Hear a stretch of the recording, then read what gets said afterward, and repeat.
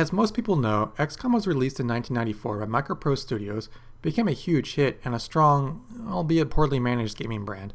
But to really talk about XCOM, we gotta go further back in time, because XCOM was a game with an incredibly interesting development process.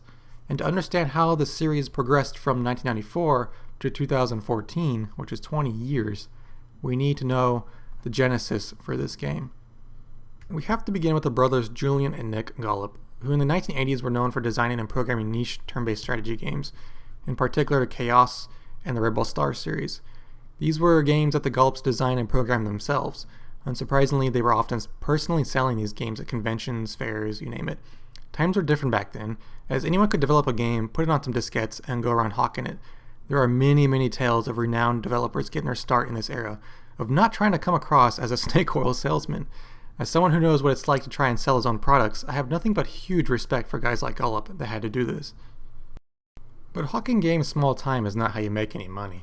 The Gollops wanted to take their next game to a real publisher. The question was, what would they present? If you wish to know the genesis for XCOM, you really should look up Rebel Star and its spiritual successor, Laser Squad. These two games were released in the mid-1980s, and they're both very similar in design to XCOM's Battlescape. Rebel Star and Laser Squad both had turn-based combat, with squads moving about a grid. They had destructible terrain, and you had a flair for spectacle thanks to the random number generator. Does this all sound familiar? Because XCOM's Battlescape was meant to be a Laser Squad game. You see, the Gollops had taken a template for a new Laser Squad game to Microprose Studios, who at the time was a premier strategy games development studio. Developed on an Atari ST, the demo the Gollops presented was for Laser Squad 2. Microprose looked at the prototype and they liked it, but they wanted more.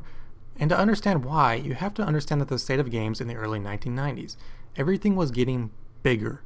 Consoles were heating up in their console wars, PC games were graphically starting to make huge jumps, and strategy games were getting, well, in the words of Microprose, bigger, better, stronger, faster. I sensed that games were getting bigger, and both technology and ambition meant that a game just needed more. Microprose Studios also began to develop its own brand of games at this time. That is to say, they developed a strong expectation from their customer, a pedigree largely spearheaded by Sid Meier in the Civilization series, which began in 1991. In trying to push their new game, the Gollops were asked to include things that were a lot like the Civilization series. This is why XCOM has such a strong element of what we know from games like Pirates and Civilization. There's a large strategy screen that is filled with procedural generation of content, backfilled with stats and spreadsheets and things like history, encyclopedias, and research trees. It's also arguably why, if you look at Microprose Studios games circa anything developed in the early 1990s, they all have a sense of being a bit like Civilization, because Civilization was kind of a big deal. Microprose Studios knew what they had on their hands and they wanted more of it. But how XCOM got to be XCOM is still a little complicated, to say the least. Even during the pre-production phase, the designers and the publishers were not entirely sure yet how the game was supposed to look. At its base level, XCOM was, again, just Laser Squad 2. It was actually Peter Moreland, a producer at Microprose Studios, that suggested maybe it would be a game that involved UFOs and aliens.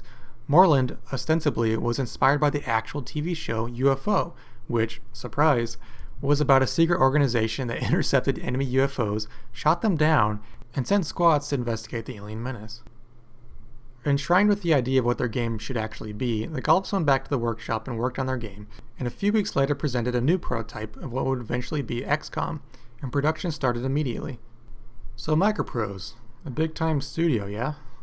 XCOM must have had a huge development team with a lot of funding and support, and nope! In actuality, XCOM was almost completely developed by 6 people. The core designer and programmers Julian and Nick Gollop, which constituted the Mythos Games development company, which the Gollops had founded purposely to make their own games. There were 2 artists from Microprose, and John Reitz and Martin Smiley. Sound design was by Andrew Parton, and music composition was by John Broomhall. John Reitz was a big comic book fan, and he's largely responsible for the manga style, like comic book-esque look of XCOM. Martin Smiley, on the other hand, he handled the terrain, and if you go to the UFOpedia, if you see like artwork of like autopsies and whatnot, he did that stuff. If you ask me, XCOM's playability to this day is probably in large part owed to these 2 men, because a lot of games from this time period have great gameplay, but it's really rare to find one that has great gameplay combined with an aesthetic that is still presentable, 20 years down the road, because people still do play these games. Andrew Parton and John Broomhall are absolutely worth a mention because XCOM's sound and music were key cores of its design. In fact, because so much of the game occurs in darkness, if not completely off-screen, sound is arguably one of the most important elements of XCOM. Sound visualizes what you can't see. Sound is what makes XCOM not just a strategy game about aliens, but a genuinely spooky game with procedurally generated jump scares and horror. The music in XCOM is, if I say so myself, just brilliant. It's very reminiscent of John Carpenter's The Thing, with a low, thudding bass. Very ominous, very scary, very spooky. There's something about the nature of the music that really makes you unsettled. And this is a turn-based game, mind you.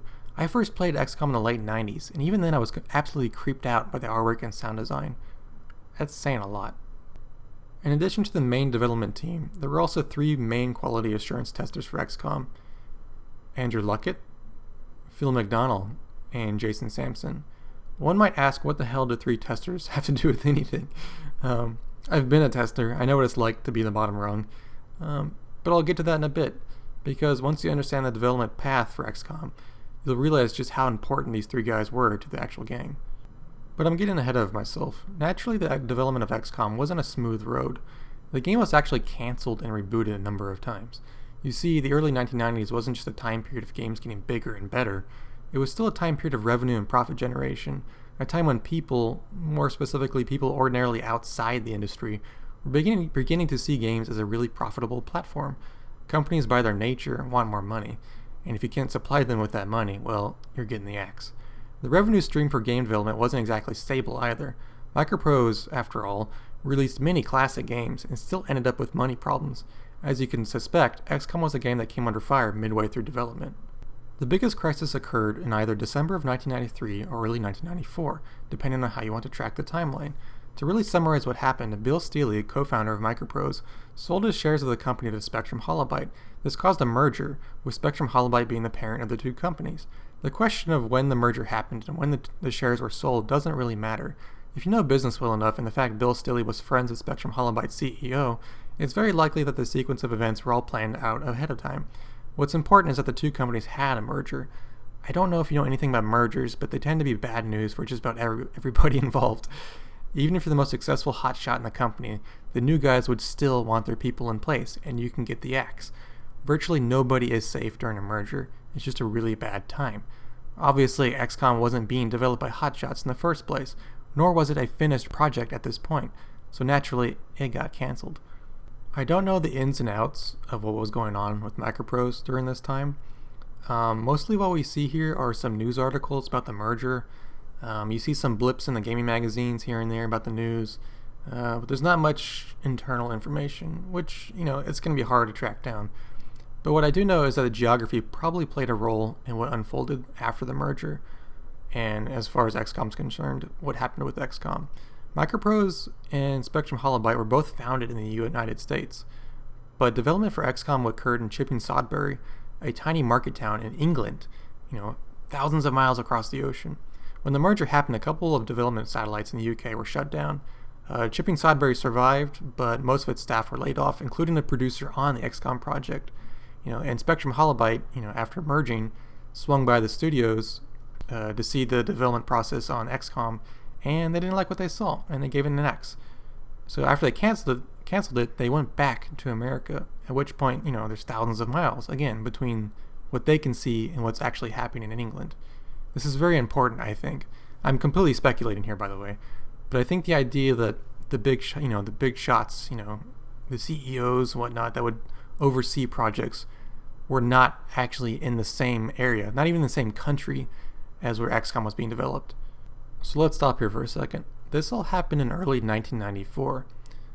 Using the Wayback Machine, an Internet Archive tool, we can track down an interview at the website Mythos, and Mythos, as you know, is the development company name that the Gollops founded. This website first reveals that XCOM's development was actually finished in March 1994. So the question is, how the hell did the Gollops manage to finish the game if it was technically canceled in either December or January of 93-94? So as I had mentioned, XCOM's development was literally thousands of miles away from the parent company's headquarters. Remember Peter Moreland, the boss that was a fan of the UFO show? He, Adrian Parr, and Paul Hibbard the hotshots, the Microprose studios in England, all decided to continue the development of XCOM. This was against the word of Spectrum Holobyte. I would so love to have been a fly on the wall when this was decided. To me, it seems almost outrageous that a company would cancel a project and individuals would go ahead and do the project anyway. But suffice it to say, they knew what they had on their hands. But there was also the issue of having already sunk a lot of time into development. XCOM's development span was about 30 months. By early 1994, they were already 26 or 27 months into development, with QA doing testing. There was really no point in canceling the project. I mean, I'm speculating again, but my assumption is that the Spectrum Holobyte guys, they were just bean counters, and they came down, looked at some stuff, and were like, they didn't really know shit about games. They probably just said, we don't want this. And the people who knew shit about games, the Peter Moreland, the Adrian Parr, the Paul Hibbard, they said, screw that, we're going to just do this. So eventually Spectrum Holobyte asked for Microprose to release a game for spring. So XCOM was offered up. I'm not sure how that conversation went down, but they basically told them, hey, we were still developing this game that you told us to cancel. The problem was, by January of 1994, while XCOM had all the fundamentals in place, it was not anywhere close to being ready for release. So, with about 90 days to go, the Gullops as well as the game testers went into super crunch mode. Unfortunately, many game developers know this period a little too well. It's come to light, in fact, that many developers tend to overwork their staff to meet unrealistic deadlines. The very first time the Gullops worked for a big-time company, they got a taste of this. What happens is you get the bean counters, and they say, we want this product for release during this time, this quarter. And that's basically what happened here. They wanted a product for spring. So, from what I understand, the Gullops were working because they were the programmers in this project.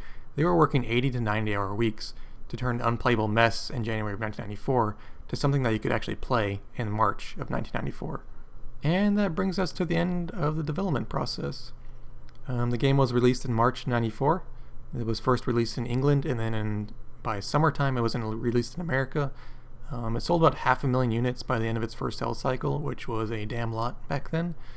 I'm really happy for the Gullops. Unfortunately, they didn't quite meet what they wanted to do with the game. There were some things that got left out, and there were some bugs that got left in. Things left out were things like the interceptor process. They wanted like a first-person, simulation of where you hunted down the UFO and shot it down personally as a pilot. One of the bugs left in, and one of the biggest bugs, was that the difficulty reset itself to the easiest setting every time you loaded the save. So nobody really played the game on the hardest difficulty setting. Both these aspects, the idea of interception being a simulation-esque type game, and the bug of the easy difficulty setting, are both actually really important because they set the basis for what's going to happen in the games that come out after XCOM, particularly XCOM Terror from the Deep and XCOM Interceptor. But we'll get to that later. This is the end of the video. Let's just look at how the game turned out. I would say it did pretty well. I don't know.